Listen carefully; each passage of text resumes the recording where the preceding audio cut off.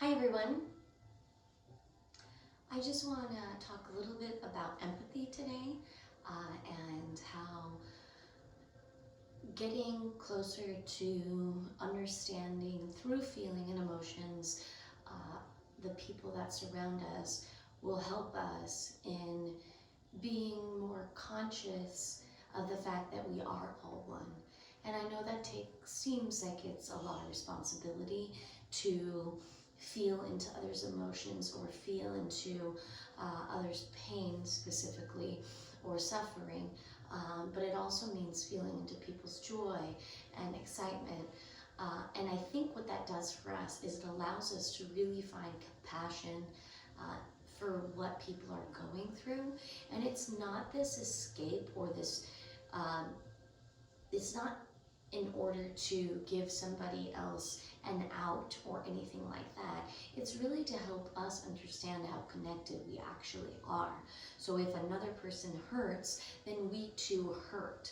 So it's going to help us in the long run. It allows us to work on that golden rule: do unto others as wish done unto ourselves, or John Lennon says, be the change you wish to see in the world. I think these are all kind of getting at empathy, meaning that when we think of that before anything, that we're going to make these choices based on the unit rather than just ourselves. And I think that we will find a lot of selflessness, a lot of that unconditional love. Some of our enlightened masters, which are just a very few people on this earth, have discovered that and have taught us that. And there is so much information in the world about unconditional love and selfless acts of service and empathy and being in tune with our people. And I think that's because people have walked this earth who were given that gift. I personally have a bit of that gift. I am a no ascended master by any means, but I have for all of time felt others. And I think that really does make us better. And the more clear we get, the more that we can understand what that means for us and for the entire whole, the easier it will be for us to manage these bigger events that happen in the world and to make choices for our entire society. So we have all these choices that we have to make right now in the present. We have a lot of choices that we've made kind of with misunderstandings in the past, and there's a lot of choices to make in the future, because no matter what we feel, no matter how connected we are to our culture or to our past or to our ancestors or to our families or to the color of our skin or to the ideals that we held or to the religion that we have, the truth is that we all live in the same space. We're all here together. So as a unit, I think we need to make choices in the direction of the whole, not just one country or one culture or one religion, but as a whole. And our past didn't do that. We did use skin color.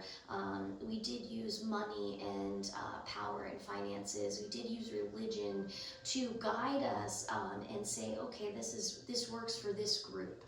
But we don't live in that society anymore, you know? I was walking around the other day, and you know, I'm really thinking, like, we're so mixed up. Like, we're so mixed up culturally. Where we come from, a lot of our families immigrated to the U.S. from different places. I mean, we're only the third and fourth generations of people living in this country, from people that came over here to be in a new world, and we're all mixed up.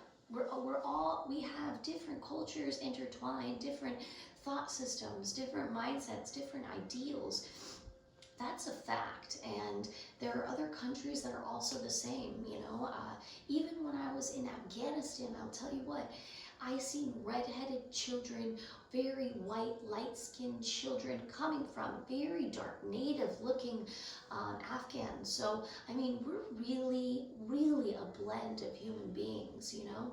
And I think that maybe as we come together on the level of our humanness, we might find, not to take away from culture or from the things you love or from your ancestors, because I think that's beautiful too, and that has its place. But as terms of our society and our rules rules and our laws and our school systems and our police force and our political system. We need to think on the basis of humanity anymore, and let go of these sort of tribal mentalities in order to make rules for the whole.